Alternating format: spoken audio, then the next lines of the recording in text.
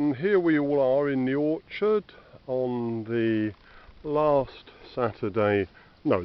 Friday of August, and in Britain it's an August bank holiday, Monday.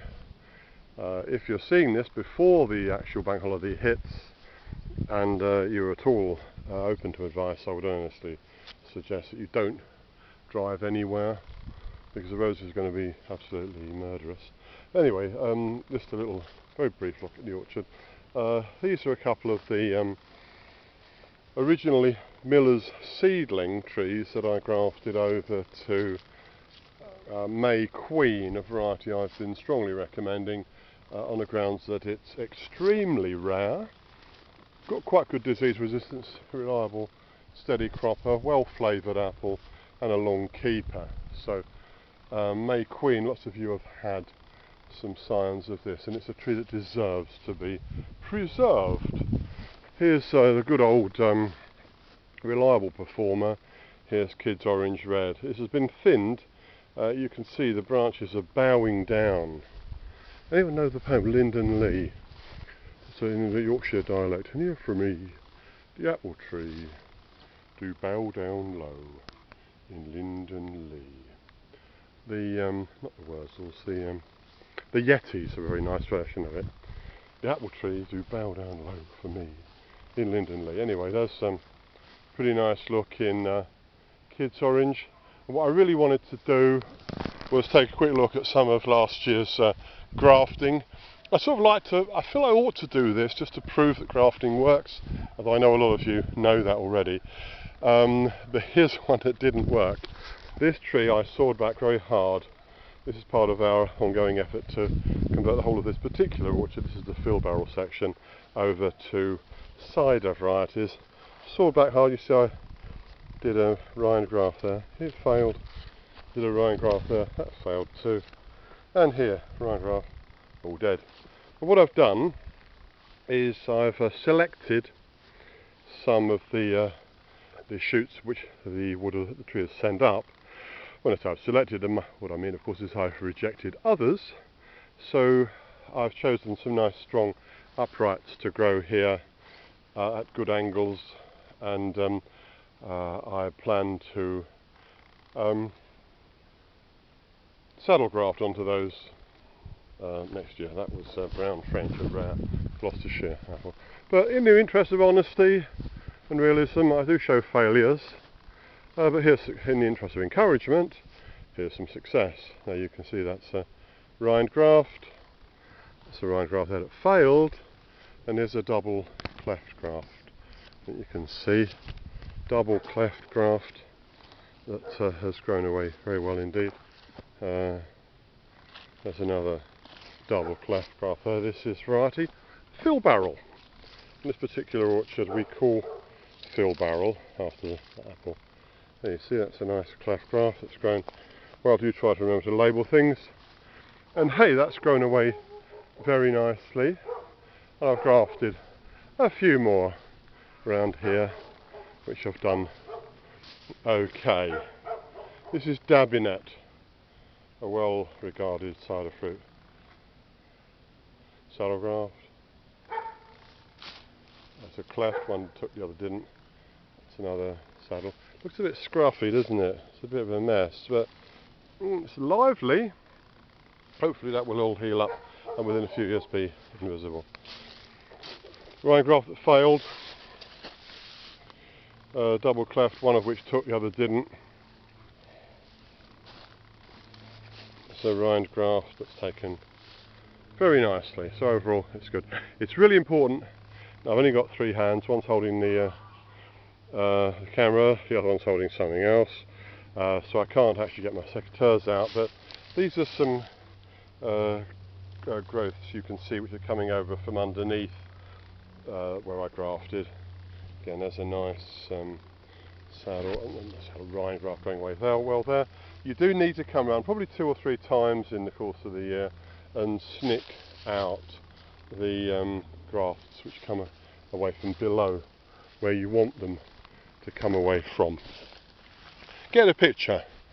So the grafting techniques which I have taught, which I learned from older wiser men. The grafting techniques which I have taught do work. Now I just want to finish here briefly with an old story. The overloaded apple branch.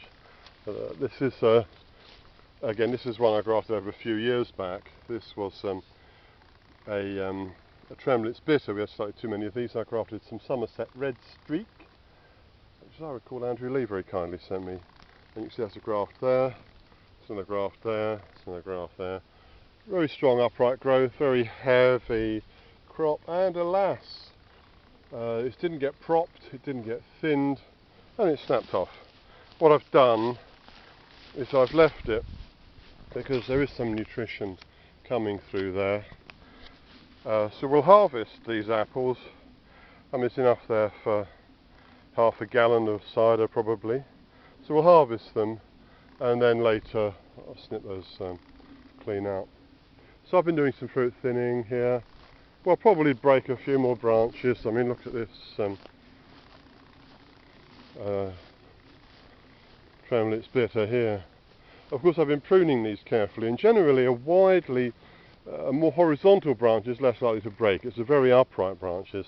A horizontal-ish branch is likely to bend, but a very upright branch is likely to break. So here we see some nice, reasonably horizontal branches carrying very heavy crops, indeed very, very heavy crops. Now if I had more time, this is actually lying on the ground here, and some of these are going to be pruned out after we've harvested them this year.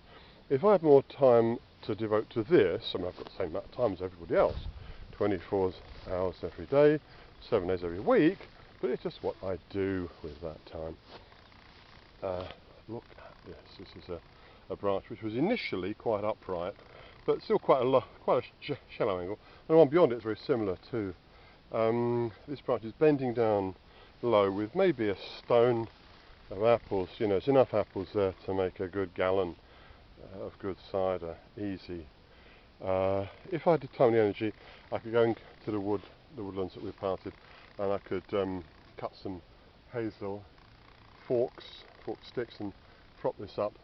But you know, I haven't got the time. I can't do it. I've got other things to do, some of which I'm compelled to do, some of which I'm paid to do, which is pretty much the same thing. But anyway, so here we are, looking at this extremely biennial tree, Tremlett's bitter. You can just imagine that, can't you? You know, the greengrocer saying, "Oh, have a taste of this apple. It's called Tremlett's bitter." You know, if you bit into one of these, you will spit it right out. But if you blend it in with other apples in a nice hard cider, it will greatly add to the flavour. Just a bit like putting chilli or maybe cardamom or something like that into a spice mix. You put a little bit of it, not too much, with other spices. It'll give you a really nice blend. Put too much in and you go. And last year these trees had nothing on them, not a fruit. Next year will be the same.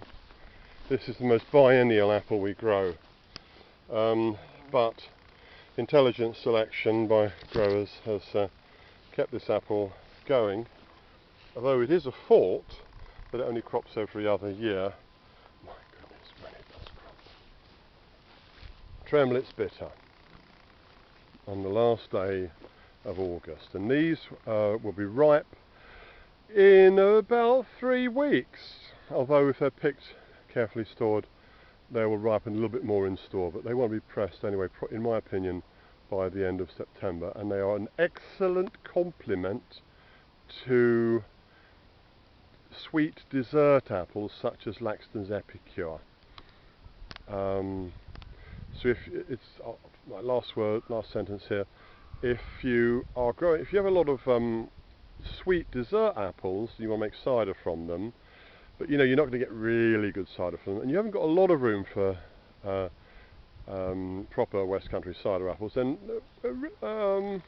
Tremlett's bitter is certainly a fruit you should give some thought to, bearing in mind you're only going to get a crop every other year.